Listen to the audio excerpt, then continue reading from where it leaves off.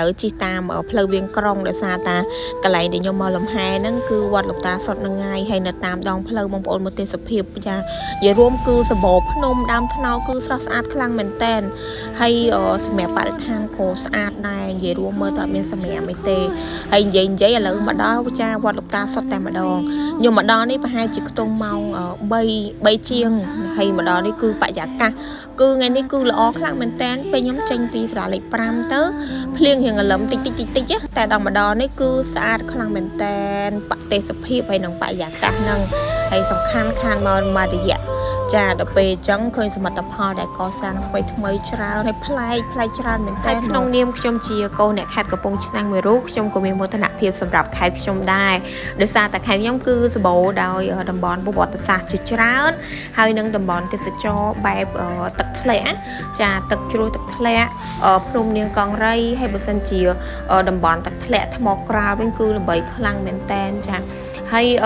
បងដែលមានគម្រោងមកលេងខេត្តកំពង់ឆ្នាំងអីចាអាចគួរតែឆ្លៀតមកលេងវត្តលោកតាសុតឲ្យបានម្ដងមិនគួររំលងទេនិយាយទៅបងដែលមកលេងខេត្តកំពង់ឆ្នាំងគឺចំណេញដោយសារតា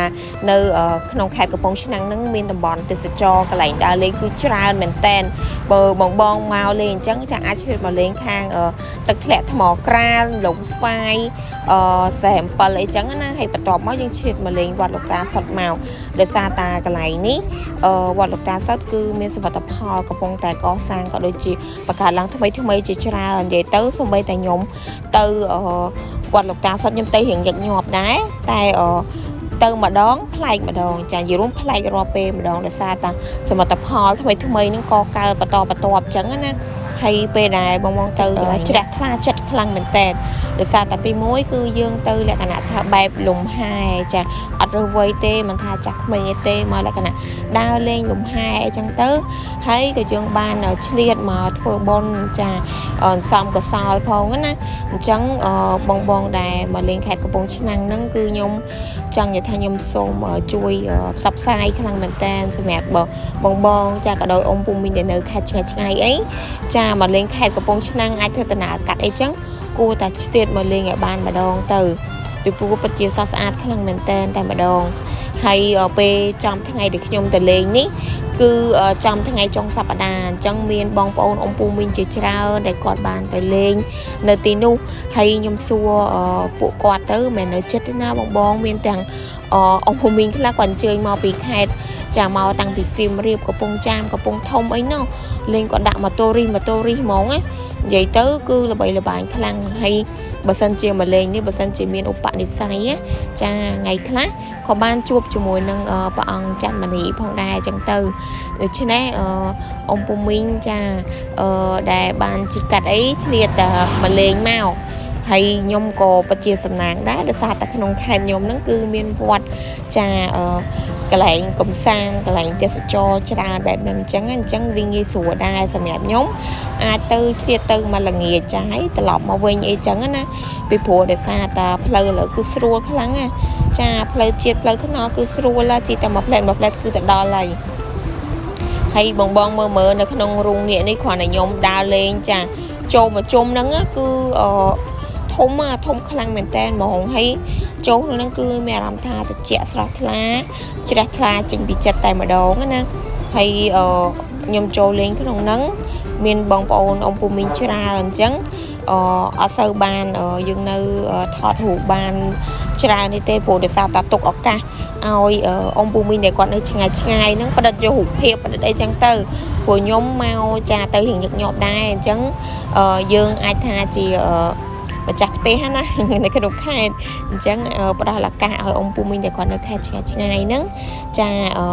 ថតរូបថតអីចឹងហើយក៏ដូចជាចូលរួមផ្សព្វផ្សាយដែរអញ្ចឹងទៅចាហើយខ្ញុំទៅហ្នឹងមេឃអាកាសធាតុហ្នឹងក៏អំណោយផលទៀតអញ្ចឹងណាអញ្ចឹងងាយស្រួលមែនទែនក្នុងការដើរលេងចាលំហែអញ្ចឹងយើងអត់បញ្ញាបទិញបតនអីទេហើយនៅក្នុងវីដេអូនេះខ្ញុំថតហ្នឹង